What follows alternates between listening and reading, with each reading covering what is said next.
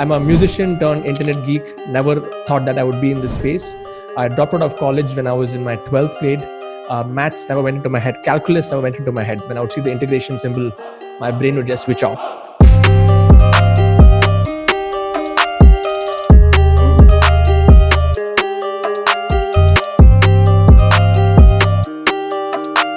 Long story short, I went in the music industry. I was in the music industry for a few years. I used to make ringtones for mobile phones. I used to manage app stores for app stores for Tata Teleservices and so on. And later on, set up my own digital agency in 2011, 2012. Ran that for a good 7 years. And in 2018, I got into the game of what I'm doing right now, which is information marketing, creating online courses, helping people become digital coaches, and helping people take their knowledge and monetize that knowledge. My background is something that many people may not expect, so it's like many roads that I took. But as Steve Jobs says in one of his speeches, when you connect the dots backwards, it all makes a lot of sense. Hey guys, it's Raya and Aviana, and welcome to another episode of one of the Internet Moguls of the World episodes. Today we are so lucky to be joined with Siddharth Rajsekar. He is an amazing and very successful digital marketer and creates amazing online courses. For that one out of 1,000 people, for the one person who doesn't know you, would you like to do a quick introduction of yourself? Yeah, first of all, thank you for inviting me for this really amazing initiative that both of you are doing together.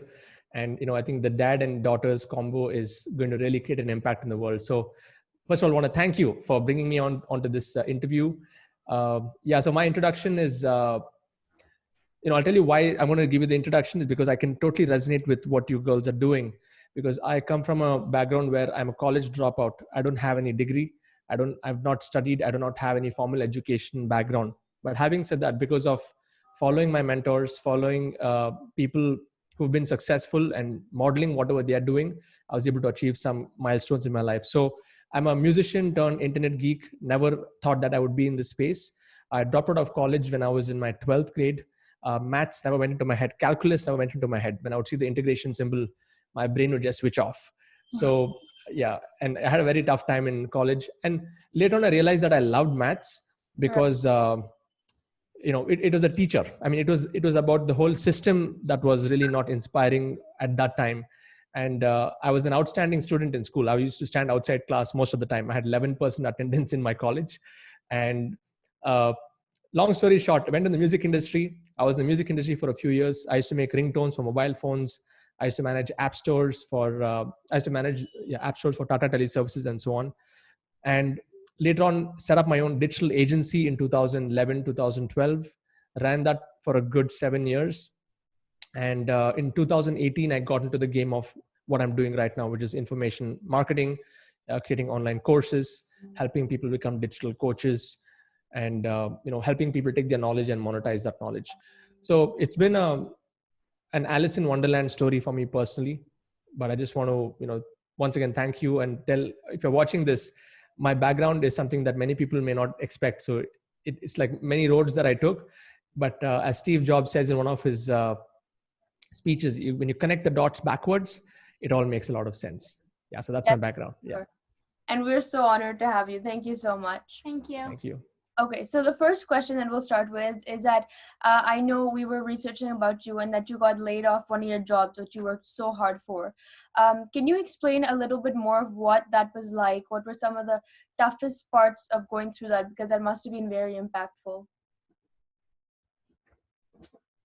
Oh, sorry, we can't hear you. Yeah. Okay, Can you hear me now? Yeah. Yes. So I was saying it was one of those defining moments of my life when I lost my job in 2011. As you all know, I mean, I'm not a graduate, but I worked my way up the corporate ladder just purely through the right connections, I had the talent to really put things together. So I used to make ringtones for mobile phones. And later on, I started to manage teams. And I worked in this company for a good 8 years. And everything was going well. And in 2011, a particular vertical was going down, the vertical in which I was actually heading that project. And I still remember the day my boss calls me into his cabin and he says, Sid, I know you've been a great employee in this company, but I'm so sorry, I got to let you go. And that was a moment where I did not know how to take, because my wife was 3 months pregnant with my first child. And that Wow. was the first, I would say, setback that I had. And I had two options. First option was either I get back to a job, I look for a new job. In fact, I went back to some family members and everybody were guiding me, don't worry, you can get another job. And then at that point, I realized, that this whole job security thing is, I put so many years into this company and there is no security. So rather than going back to the job, I thought, okay, let me start my own business. So I took a big risk at that point of time. I did not have any financial resources, nothing. I had to pawn my wife's gold jewelry to start this business. So thanks to some support from the family, uh, I pawned my wife's gold jewelry, got some money. I invested a big portion of that into courses. I bought online courses. I started to get into this whole journey of relearning and re-education.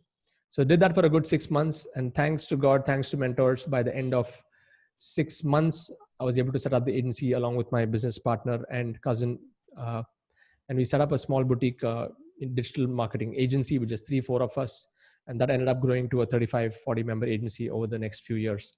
So yes, it was a very tough moment, but it was that decision and taking a risk that really helped change things over time. And also having faith, having faith and belief that yes, we're going to pull through this and somehow make it through this. I know many people may be going through such a situation right now in the current situation of the world, where things are changing so fast, and you have to just keep the faith. Yeah, that was the moment that changed my life. Awesome. Okay. And I know that you were a musician in your past, and I'm actually somewhat working on music as well. So Nice. some part of me with music doesn't feel that it's right for me. So for anyone watching, any teenagers, because this is going to be a family digital marketing school, how did you decide to switch from hobby to hobby? So how did you go from music to now I want to do digital marketing? And how do you think someone can figure that out? Yeah. So the first thing is to be flexible. Even teenage, when I got into college, I was 18 years old. I did my diploma in sound engineering when I was 18. And since I really was passionate about that subject, I did extremely well. Even though I flunked my 12th, I scored 92% in this course that I did. It was a diploma in sound engineering. And they recruited me back to start teaching there. So I've been teaching since the age of 19. That's been truly, I have to say I'm blessed to have been in the right place at the right time. But having said that, I was very flexible on how the path is going to take me. And every time I felt that, it's not really resonating with my soul or resonating with my inner core or my heart, then I would look for different things to do. So most people, where they get stuck is they are very fixed on their methods, but they are very flexible on the vision. So let me explain this. And I tell all my students, be fixed on your goal, but be flexible on how you get there. It's like Google Maps. You set the destination, but you'll end up, coming through roads where there are roadblocks or obstacles, but Google Maps will actually reroute and give you another way to get there. So the same thing, even if your teenagers are watching this, is be fixed on the goal. The goal should not be, it's not just about how much money you want to make or anything like that, but it's what really fulfills you. Okay, how do you want to contribute to the world? And if you feel you're going on that path and you feel that's something which is not really aligning with your values, then you can always course correct and get there. So how I moved from music industry to this industry was, in the music industry, I was making ringtones, all that for a few years. In 2009, my wife and I, we launched an album online, 2009, on 9/9/9, September 9, 2009. It was a very unique date. So we had around 800 people who bought our album within a span of 5 months, and we did not make a single copy of a CD. And I was still in a job at that point of time. And that was the first time I realized the power and potential of the internet space. So, and during that phase, I was also learning a little bit about internet marketing, how to build landing pages, how to set up email marketing systems, because I would give away a free song and I collected the email and I had a database of some 5,000 people even before I launched the album. So I was doing a little bit of like pre-marketing even then, and it was just like looking at some videos and learning. So after I saw this success, it was like the internet marketing bug had bitten me, and I knew that, okay, I just love this topic. And the previous industry of the music, the ringtone stuff, it was getting a little monotonous because even the ringtones were dying. Everyone was moving into MP3s. And then, even the music for games and all of that I was doing, my passion had shifted to this line. So it was just following my heart and picking something which I really would feel excited about and going deep into. And that's exactly the same pattern kept repeating at different phases of my life. Like when I dropped college, I was really excited about making music, sound engineering. So spent a good 4 to 5 years. And then after that, I got this job. I was making ringtones, making music for games. Really excited about that. Then agency, I was super excited about agency, and I built that for 5-6 years. So I'm here to tell all of you that each one of you will go through different phases of evolution, because you're evolving as a person yourself, and you don't have to be fixed on one thing. Master something, and then you can move on to the next. And that's going to help you. What you've learned in those few years will help you. Like those skills that you acquire will help you in the next. For example, I'll give you an idea. I used to do a lot of video editing. I used to do a lot of audio editing. But now in my business, I do all the videos and audio editing myself. And those skills have actually helped me right now. So every phase of growth has added to the next level. So that's how it is. Yeah. Awesome. So you never have to have it all figured out. No, just go with the flow. Just be fixed on the vision. The vision is, what kind of contribution do you want to make to the world, and what kind of life do you want? Like things like for me, like it's music, it's spirituality. It is, I have some core values that I live by. As long as those core values it's all aligned, and just keep going in that direction. Yeah. Awesome. Okay, perfect. Vanity, what's your question? Yeah, so my first question is, can you explain how you made the freedom business model? Sure. In fact, I'm going to be creating an exclusive course only for your school. Okay. Because the freedom business model is something that I created for everyone else, and I'll tell you, this is very close to my heart, because I'm a college dropout. I don't have any education. And I want to prove to the world that there's no one way to become successful. There are many ways to become successful. And that was how I started the freedom business model. The freedom business model, it is, the idea sprouted after running my agency for a long time. So I've been running my agency for 6 years. And when I quit my job when I lost my job and I started the agency, I thought, okay, let me be my own boss. And then I ended up having over 35 to 40 bosses, which are all my clients. And I had to report to all of them, and managing the teams, managing people. I loved that phase of evolution that I went through. I really loved that phase as I was building the company. But after a point of time, it started to get to me where I realized, okay, let me build a business where I have very few human components, and I'm able to sell more products than services. Because when you're selling a service, you're literally selling your time and you're selling yourself. So the freedom business model evolved at a point in my life where I wanted more freedom for myself. Otherwise I was just running that 6 to 7 years. Every day was a new day. Initially it was exciting, but after a point of time, it was getting to me. It was like same client calls, same troubleshooting issues, dealing with people issues, cash flow issues, payment collection issues. Right. And the same cycle was repeating year after year, after one financial year into next financial year into next financial year. And I was like, okay, this is really not me. I need to now move into the next level. And that's when I got into this. I started to do affiliate marketing. I started to promote other people's products online. I had won a contest in 2018 where I won a fully paid trip to Miami, Florida. I got to meet my mentor over there. We spent a whole day on a yacht, expanded my vision, came back, and I built the freedom business model within 2 weeks. So it was all those years of pain combined with the success that I had in that 90 days of focused implementation based on what my mentor taught me. All those came together and I created my own course. And so I launched it in 2018, September, the freedom business model. Yeah. Awesome. Wow. That's amazing. Wow. Okay. So my next question is, how hard? So, you obviously got here where you're very successful today, but for those people who feel, oh, Sid has it all, it was very easy for him.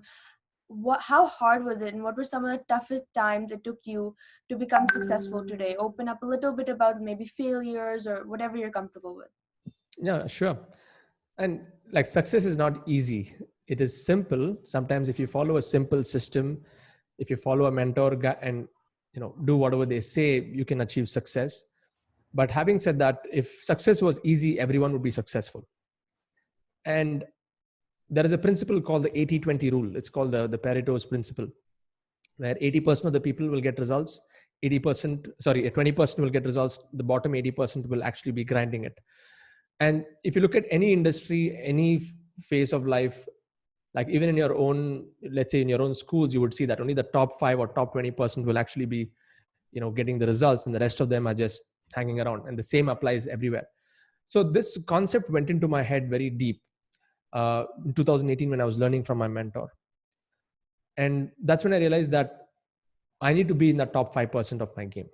I cannot afford to just be in the bottom 80%, which means that I had to shift a few patterns. Prior to this, I had all the knowledge, I had all the skills. I've been doing big campaigns for big names. Everything was looking great on the outside, but only I knew inside on how much money I was taking out of my company and how I was struggling to make ends meet. It was not reflecting in my bank account. So I've been through a lot of struggles at a point where I had to, my wife and I used to plan, and when we go shopping in the grocery store, we would decide on which groceries to buy so that we would have more money at the end of the month than there is month. Okay. So you would make those kind of decisions. And I'll tell you, today I'm truly blessed, but I know that feeling of not having money, or I know that feeling of not having enough. Like even if when my son was young, 1 or 2 years old, I would think twice before I could buy any toys for him, because if I make that purchase decision that month, then I won't be having much money at the end of the month. Right. But externally, everything was looking good. I was a co-founder of a company running campaigns for Tony Robbins and all these big names. Yes, everything was looking very nice from the outside world, but I knew that pain inside. So it was tough, decisions on finances. There were tough conversations that I used to have with my wife, because a woman needs security. Right. And when a woman does not feel secure, it affects all aspects of life. And I've seen that. Vanita has, she's been my pillar of strength. But having said that, husband and wife, we've had some very tough conversations during those moments when there was, tight cash flow. And it was a lot of resistance. A lot of friction, I would say. Okay, a lot of friction. And that was impacting all areas of life. It also impacted my health in 2015, because I was so stressed. I was overworking. I went through a panic attack. I could not sleep for 2 weeks because I was overworked and I was not taking care of myself. I was focusing so much on, somehow making it happen. So what I learned later on is, some of the big lessons that helped me break through in those 90 days were like 3 important lessons. The first lesson was, my mentor told me, he said, time is not your most valuable asset. He said, your focus is your most valuable asset. I started to focus all my energies on things that mattered the most. Like I unsubscribed from all email lists.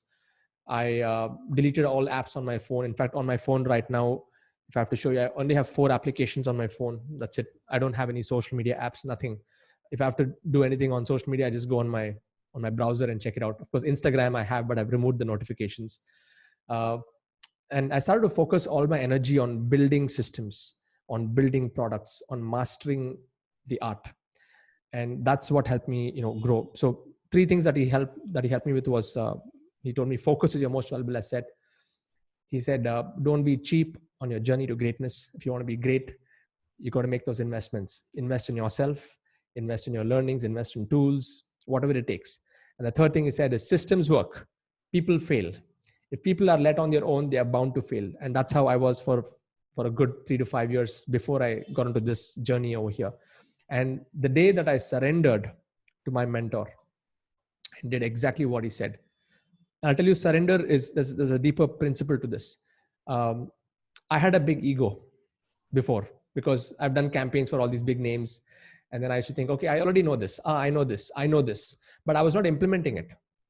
And the day that I looked into my, when I went through my mentor's program and I said, okay, Vic, whatever you tell me, I'm just going to do that blindly. I'm not going to question whatever you say, because he was getting results.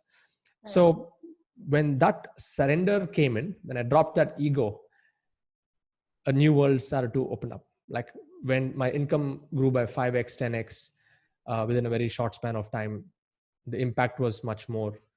And I was really not focusing much on the result also. I was just focusing on the activity and focusing on what has to be done.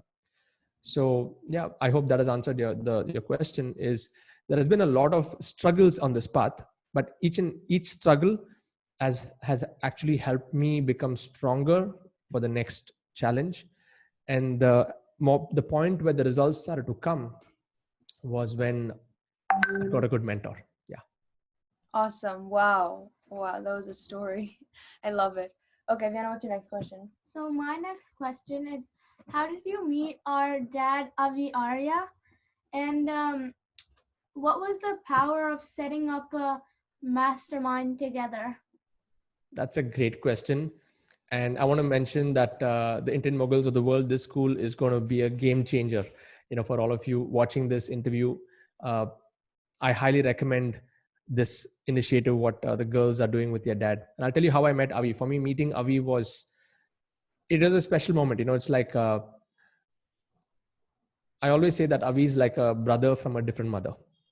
And we were able to resonate a lot in terms of values. I used to see his posts on social media many years ago. And I had an opportunity to interview Avi on my podcast many years ago. It was, I think, at least 4 to 5 years back. So, streetcar racer turned hotelier turned social media marketer, the hook that he uses. I had a great conversation with him in that interview. I think it was a 45-minute interview. Then I came to Delhi in 2017 to speak at a conference. Then that's the first time that I popped into the Indian Moguls office, and we had a live session. I still remember that session that we had. It was really nice to meet Avi in person. And even when I met Avi in person, it never felt like it was the first time we are meeting each other. It felt like we have known each other for years. And that is something which I think many of you can relate to. Like, if you're able to connect with someone on a deep level, it's you'll never know that or let me put it this way, you feel that you've known them for years. Right. And there are some people in your life where you know them for years, but still you don't know what they're all about. Okay. So you have both sides of them. Avi is someone that I was able to connect to on a much deeper level. And how we created the mastermind was also quite interesting. We've been in touch on and off, and Avi has been telling me about all the stuff that's been happening in the Western world, what's happening in Canada, what's happening in the US, of these different masterminds, these different internet marketers. And I was just out with my son in a mall. We were just, spending time with him. And Avi just called me. He said, we have to create some kind of a mastermind. A lot of people in the West are doing a mastermind. Let's do something like that for India. And I said, okay, let's do it. Let's set up a WhatsApp group. It was Avi and I were the first two people who created this WhatsApp group called Digital Heroes of India. Then I added Deepak in. Then I added Saurav Jain in, and one by one, everyone started to come in. And before we knew it, we were like 9 of us were inside there. And then we started to meet every week, started to help each other. BNI format, like we would give ideas to others. We would, get ideas from others on how we could improve our business. And before we knew it, we had our first meeting in Chennai, second meeting in Goa.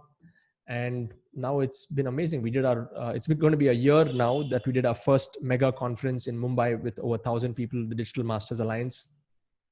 And I think we've inspired more than 10,000 people, I would say, in the last 1 year with all the collaborations and stuff that we've done together. We had our first Digital Masters conference online with 3,000 people a few months ago. We're going to be doing the next one soon. So, I mean, it's Avi and I, when we came together, that whole synergy of all the others coming in, it was just magical. It was not though technically all of us are competitors, but we are now in a world of collaboration, and there's so much that we're able to learn from each other, and we're able to understand our unique positioning in the market. So yeah, your dad is a super dad. I can just tell you that. Yes. No, that's awesome. I personally loved that day, that DMC conference. It was amazing. Yeah. Okay, so my next question is, how do you have someone to complete your course? So you have a course, they bought it, but most people don't actually complete it. They 20%, they finish it, and then they're done. How Yes. do you get people to fully complete the course and learn from it? Yeah. See, the sad truth about the e-learning industry is only 5% complete courses. That means anyone buys a course, only 5 out of 100 will actually finish the course. But thankfully, in my community, in my course, I have a 45% completion rate, which is like close to 9 to 10 times the average. And how do I do that? Is through engagement. So when I say engagement, besides them buying my course, I'm there to serve them and support them every single week. So I do like an inner circle mastermind only for my paid members, and I answer questions. So just like how we charge our phone on a daily basis, people need to be recharged every week. Otherwise, they will fizzle out. So that is the best way to get people to move through the course. And also, it's very important on how you set the context even before they start the course. So my first video of my first course, it is a very powerful video. In fact, I tell them in that video is, I'm very concerned about you because I'm very concerned that you're not going to finish this course. I use reverse psychology there. So they're already thinking, okay, no, I'm going to finish this course. Yeah. So it is how you actually plant the seed of, of inspiration in them at the first video itself. And when you set the context, so I'll tell them very clearly, okay, this is going to be, you need to dedicate 90 minutes per day for the next 90 days. If you're somebody who's giving excuses, you're not going to get any results. So I try to be as blatant and as straightforward as possible. And that is actually helping me much more. Students are completing the course. They are taking it even more seriously. I have more than 50,000 comments in all my courses put together, which is crazy. And these are not just some normal comments. I like huge comments, because below my videos, I ask them to share detailed notes of whatever they've learned in that one video. Oh, wow. And so I'm able to see the engagement is deep. And when somebody is actually taking notes and going deep in every video, even their learning is, they actually end up finishing it. But having said that, I'm doing my best. It's at 45%. I think 100% is a long way to go, but that's the best way to get people to complete courses. So use reverse psychology. Yeah. Reverse psychology and engagement, and really showing them that you care. Yes. Awesome. Okay. Aviana, what is your next question? So my next question is, how did you know it was the right decision to drop out of college? Even when you were like excelling in school, and how did you know it was the right decision to drop out of college and start music, which was your passion? At that point of time, I did not know it was the right decision. That was the only option I had, because I flunked my 12th. I could not get into the mainstream education. Many of my friends went into the BE, MS, engineering or Bachelor's of Science, BSc. Everyone were getting to those streams. I'm a science background. So I did my physics, chemistry, maths, biology, PCMB in 12th. So I did not have an option. I was looking at a newspaper one day, and there was this course, sound engineering. The only qualification to get into that is 10th. I was like, cool, okay, I've not finished my 12th, so I can get in. I have my 10th certificate, I can join this course. So I took the next train with my mom, went to Chennai, spent 2 days over there. I still remember the day that they walked me into the studios, and they showed me where the theory was happening, where the practicals were happening. There was an analog studio, there was a digital studio. And then I knew at that moment, okay, this is going to be my thing. I'm not going to think twice about this. This is my thing. And my mom was very, she was very, very nervous, because I've never left home before. And I was 18 years old at that point of time. And I still remember that trip when we were coming back from Chennai back to Bangalore. My mom was asking me, are you sure about this? I don't know if I can leave you, and you're going to be staying in Chennai on your own, all that stuff. But I'll tell you, that was one of the best decisions. I had I would say, the biggest growth that I had as an individual was when I was on my own, and when I left home at 18. So yes, I never planned. It was not a decision that I knew that will work or not work. It just I had to make it happen. Yeah. Wow, that must have been scary. It was more than me. It was for mom. Yeah, mom and dad. Dad was okay, but letting me go, and then she used to call me every day and find out, are you okay? Are you having your food? All that stuff. But for me, it was like I was let loose. So I was enjoying my life at that phase. Yeah. Awesome. Okay. So my next question is, going off of how do you get people to complete the course, when you're first starting to create a course, how do you get people to trust you? How do you get people to want to buy this course? Because first courses, it's always people like, just start. But how do you actually start and get people to actually come and buy this product of yours? That's a very, very good question, Aviana. See, when you're designing a course, most people think that it's about how much knowledge they have, but that's not the focus. Like many people they come into my curriculum, they're in my coaching system, and they say, I have like 25 years experience in this field. And my only answer to them is, no one cares about that. People only want to know what problem can you solve. So when you are engineering a course or you're designing a course, it has to be done from a point of what problem are you solving in the market. And inside my course, I cover there are 6 problems that are there. Business growth. People want to grow their business. People want to grow in their careers, career growth. People want to live a healthier life. So health and wellness. Number 4 is we have make money. People want to make extra money. People want to improve their relationships, and people want to enhance their creativity. So there's arts and crafts also would come under that. So you can take any one of these 6 topics or niches and go deeper into those niches and create something of real value. And there's a process to it. I've developed a new methodology and process now where I make people do an exercise called a scrapbook exercise. So they create a digital scrapbook, and for the first 30 days, they have to go and do some insane research and keep filling up the scrapbook with all possible ideas around that particular topic. So for example, why don't you tell me, Aviana, or tell me what do you really love? Tell me any one area that you're passionate about. I'm personally passionate about horses. Okay, courses. Horses. Give me a different theme. She means horses, like riding. Okay, horses. Okay, got it. So if it's going to be about horses, what you can do is go and do, your scrapbook should have all the different ideas around horses. So for example, if horses is going to be your main theme, I want you to imagine that to be like a tree trunk. And the branches that come out are the different subtopics. So can you give me some subtopics under horses? Maybe I can do a riding a horse. Yeah. How to ride a horse. So riding a horse is one of the subtopics. Maybe we could look at how do you take care of a horse is one of the topics. Give me a few other examples. Gear.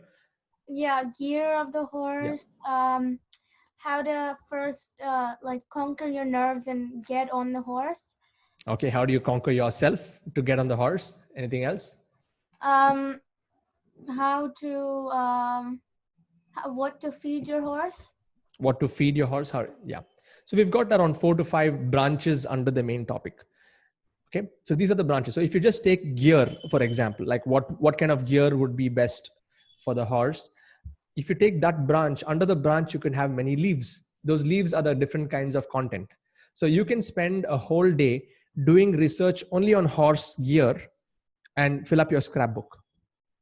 So imagine if you're able to have your main topic, the branches, and all the leaves over a span of a month, you're able to have in one scrapbook all the possible ideas. Do you think you can create a good course on horses? Yes, I think I can. Mm-hmm. Yeah. And the important thing here is the leaves are the content, the fruits are your courses, because it's going to be the essence of that knowledge. But keep this in mind, the quality of the fruit is going to be based on the quality of the roots. Most people forget that.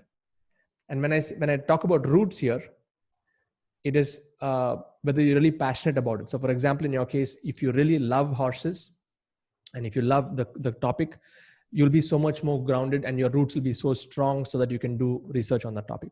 Most people, when they're doing courses, they just pick a course, they pick a topic because it's the hottest thing. But I'd give the example. Tell them if you're just going to pick a topic based on what is hot, where you don't have your heart there, it's like trying to grow a tree on concrete, like putting a tree on concrete. There won't be any roots, and you're not going to get the fruits also. Right. And the other thing is the uniqueness, because when you're able to do that scrapbook exercise, when you're able to generate a bunch of ideas and then create something unique coming out of you, without without copying any other course or copying anybody else, that will create a magic that's unimaginable.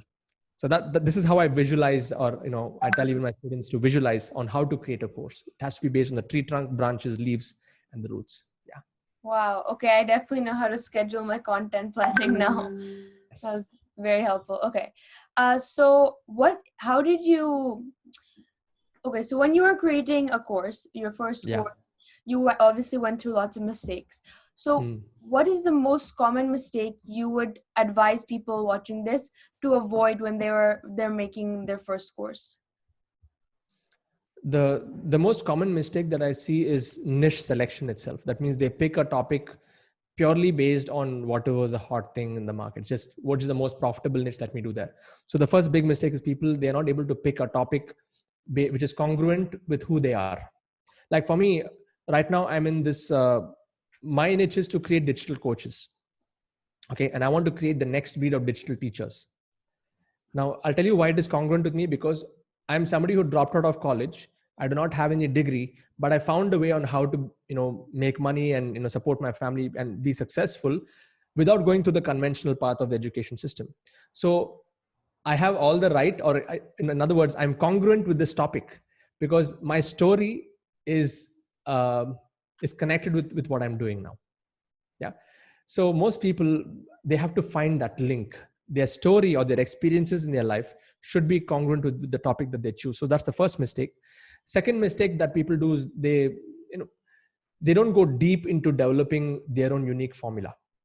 They watch YouTube videos, they buy 3-4 other courses, they cut, copy and paste information exactly as it is from there, and they put it up as though it is their own. That's also a big mistake. Now, no one is going to check, but there's something called moral authority. Okay, there's a principle on moral authority that I got from my mentor. So he says that when you are able to develop something unique of your own, it is not that the ideas are unique. Ideas are always there, but the unique positioning and unique packaging of your information, that will give you it'll give you an edge over others in the marketplace.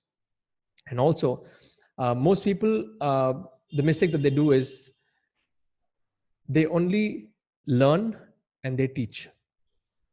And they miss a very important component, which is the do part. You have to learn, do, and teach. A lot of people are just, they're not implementers. And when you are able to create a course where you're learning something, you're implementing that knowledge, and then you're teaching, it comes from a deeper sense of awareness and understanding, which can actually help your students. Otherwise, you're just being a parrot. It's like you're learning something on YouTube and then you teach the same thing. But when you're not implementing, you won't have that deeper connection. So these are the mistakes that I've seen many people do. Wow. Okay. Awesome. Okay. So for any teenagers who don't have a lot of experience, or say like myself or Aviana, we don't have a lot of experience in life, what type of course can we make, or do we wait until we're older and we find a particular niche? Do we wait a little, or can we start now? Yeah, on this topic, I'm going to be creating that exclusive course only for the school over here for kids. The answer is this. Age is it's nothing here. Okay. There are some people, like the average, from what I know, I think the average age of a millionaire in the US is now some 13 years or something. Like we have the YouTube millionaires, right? So I don't think age is a factor here. And it is not that just only when you become old, you have all the experience. I'm sure both of you have some experience in some topic. Yeah. So like in Raya's case, it is, Raya or Aviana? This is Aviana, Raya. Aviana, Raya. Okay. So Raya, in your case, okay, in Aviana's case, it is horses. Right. And in Raya's case, what is it that really you've spent a lot of time on? Making videos. Making videos. Okay. Now in video making, can you tell me, do you have any superpower, or were you able to find something which you are doing like better than others? I would say staying true to who I am and not trying to be someone else. Okay. So let's get into the techniques of videos. Like, do you like to do short videos or long videos? So maybe I like to do like short videos, but that tell a story, that you get to know who the person. Fantastic. So you're good at the short storytelling video format. Okay. Now, if I have to ask you, what is your formula? Like, how long should this video be? Like an average video? Yeah. Like 8 to 10, actually 5 to 10 minutes. 5 to 10 minutes. Okay. Let's keep it 5 minutes. Yeah. So if it's going to be 5 minutes, is that a good enough time to convey a powerful story? Yes. Yeah, Yes. in 5 minutes. And what kind of stories have you conveyed to others? I just want to ask you this question. Like, is it more to do with your personal life, or is it more to do with, I don't know, with what you're learning, or what are the topics that you were able to get into in your Yeah, stories? so like personal, if it's a story of mine, like I've been through bullying, so if I want to talk about that, Yeah. my personal story, or if it's like I recently created a video on my YouTube where I wanted the audience to get to know me better, so I did Yeah. a challenge kind of video, so it tells a story, Mm. but it's an entertaining way to watch as well. Yeah. Awesome. So if you are able to position yourself, Raya, as like the 5-minute storyteller, like a video storyteller, that can become your niche, and you develop that. And I'm sure you have a template for that. Like what should happen in the first 30 seconds? How do you really grab their attention? Then how do you really develop that story, like the storyboarding principle? And then how do you end that video in such a way that people they walk away with with a lot of value, Yes. and they're able to really feel a difference in their life. So if you can even make that as your topic, that'll really sizzle. So like I'm saying, you don't have to wait for years to come up with this idea. It is through your experience. Like for example, my 8-year-old son, like he's been doing a lot of gaming on PS4, and we both have finished like the Batman Arkham Knight and all these games. I can actually ask him to create a course on that. Okay, so I mean, which levels to conquer, which are the shortcuts to get there. So it's age no bar. It is anyone can create a course at any point of time. You just need to understand like what are you passionate about, and find out whether this passion of yours, like in your case, is that 5-minute storytelling template or the formula that you have. What problem can you solve with that? Okay, so who do you want to serve, and how you can solve the problem? So for example, if you want to use this talent that you have, or that you've, and the skills that you've gained, to really inspire the teenage, your age group, to really make them live a more purposeful life, or maybe help them in whatever challenges that they are going through. Now that can become a mission. And your mission can be something like to inspire 100,000 young minds, or young leaders, or to create 100,000 young leaders, how they can start leading without waiting to go to 20. Okay, how you can become a leader even before you get out of school, or something like that. So if when you're able to make that into a mission, and then you have the formula and you're solving that problem, you can create a huge fan following and a community around that topic.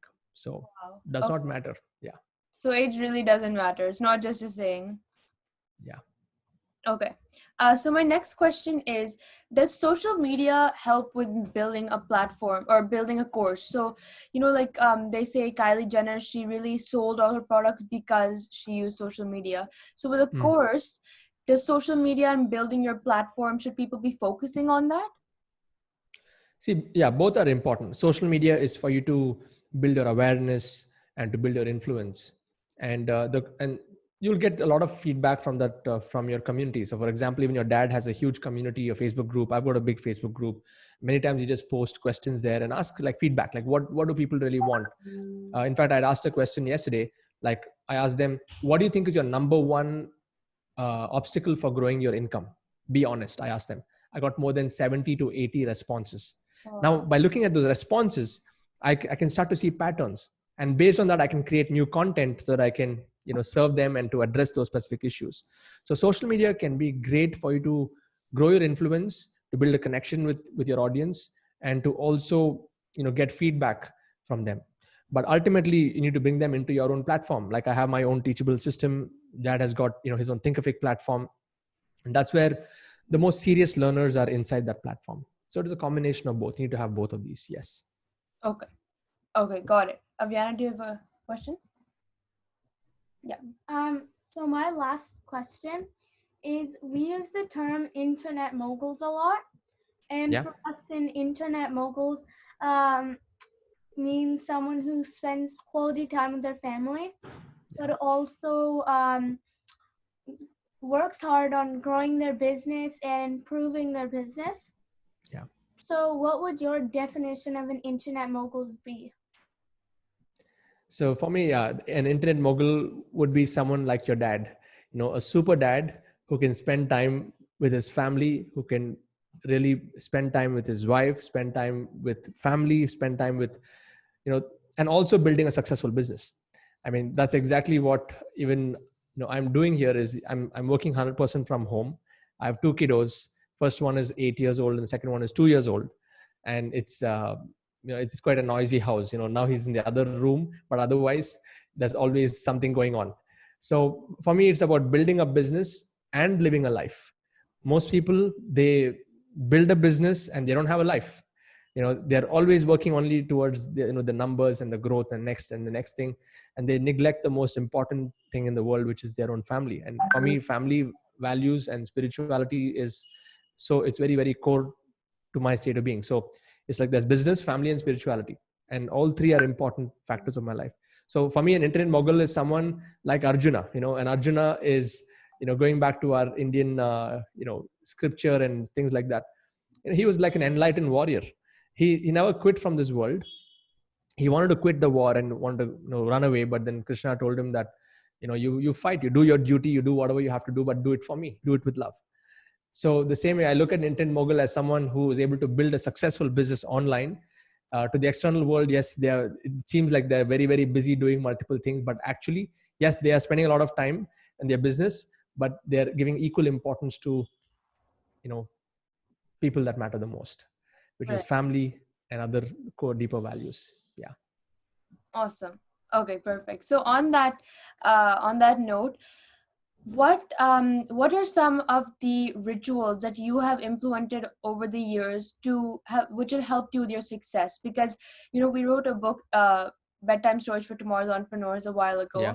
And we really believe in rituals and family values. And so what are some of the rituals maybe you do every morning or every day that have helped you, which have helped you to reach success today? Thank you for asking that. It's a great question. And rituals and habits is what creates results.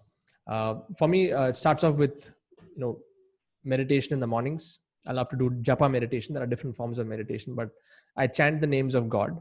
And as I chant the names, I listen to that sound vibration, and that really creates a sense of connection.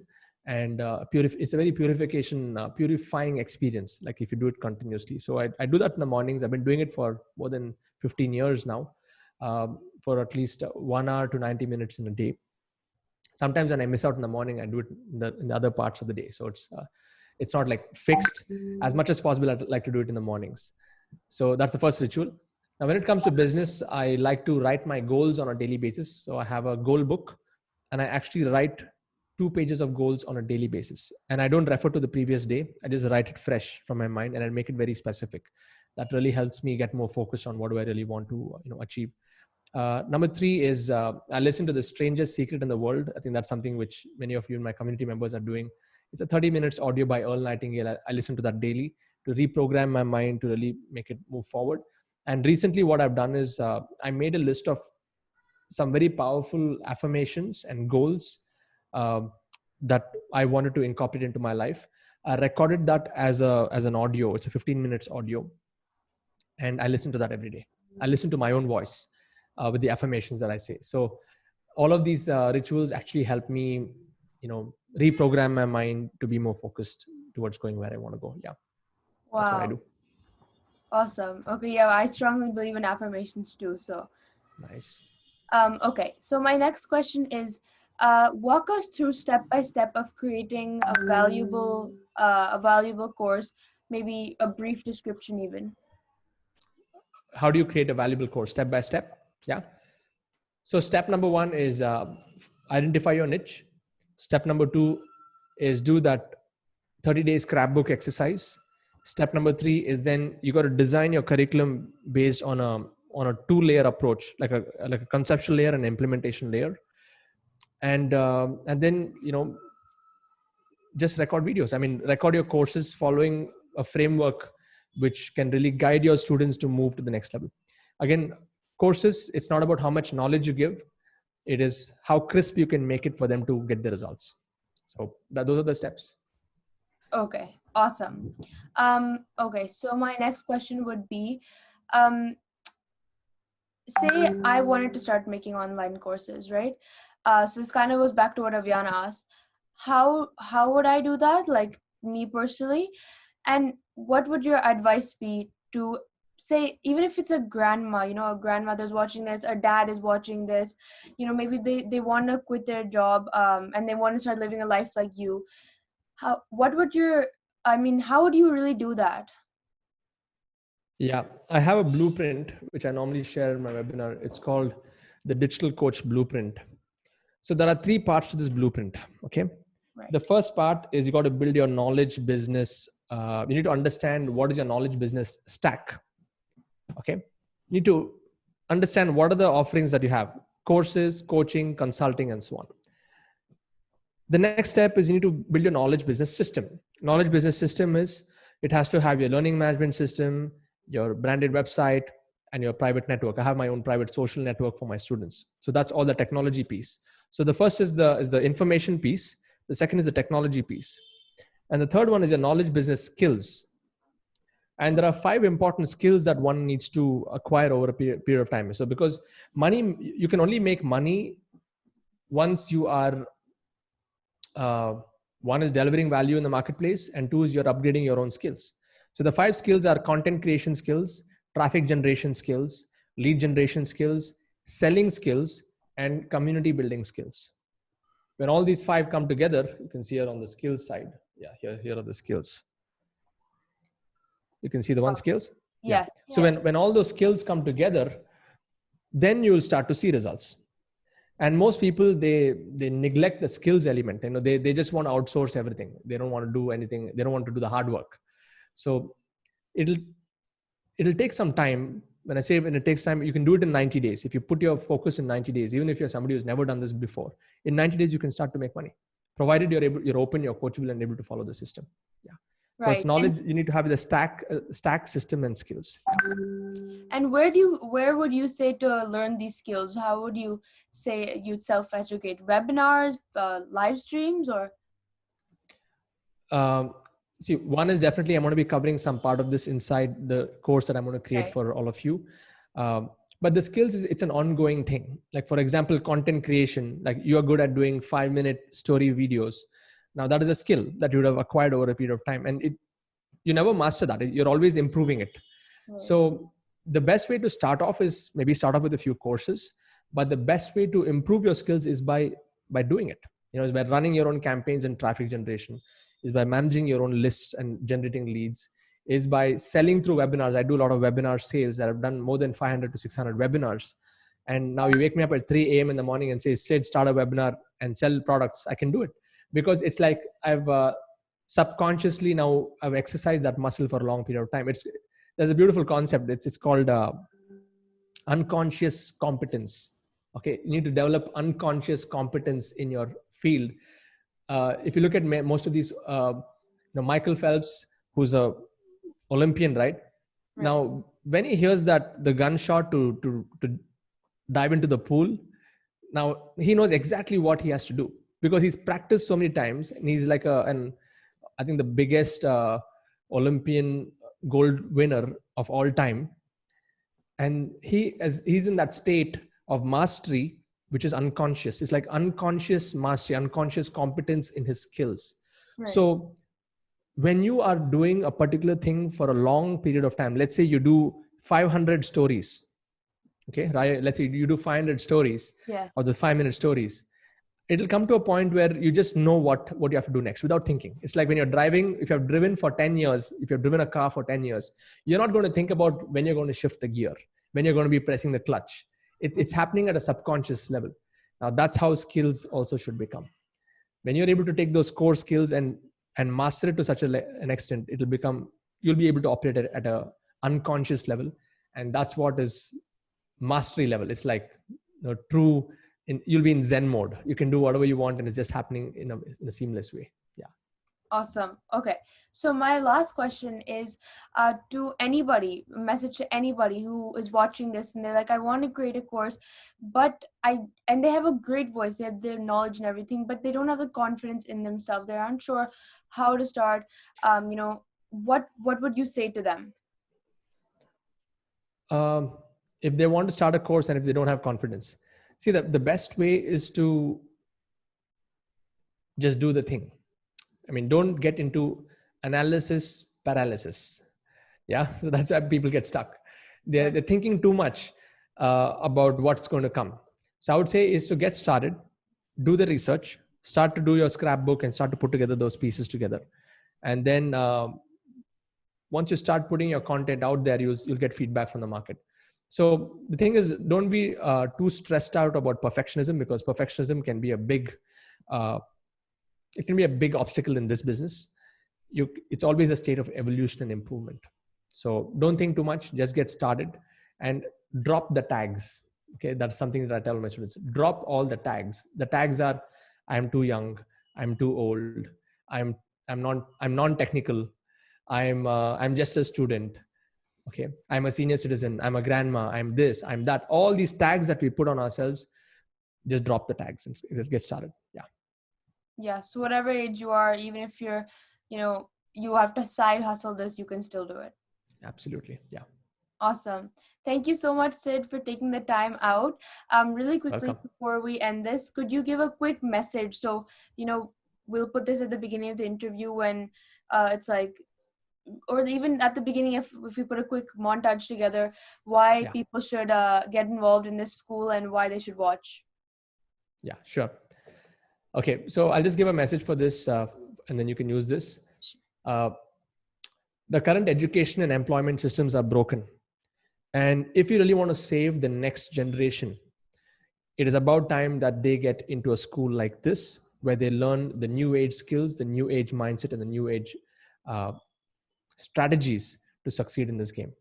And one of my favorite quotes is by Jim Rohn. Jim Rohn says, formal education will make you a living, but self-education will make you a fortune. And this is that place where you can come and learn that. And if you want to have more than you got right now in your life, you have to become more than you are. And that's why this is the school for you to be in. And I would highly recommend this for everyone. Yeah. Thank you so much.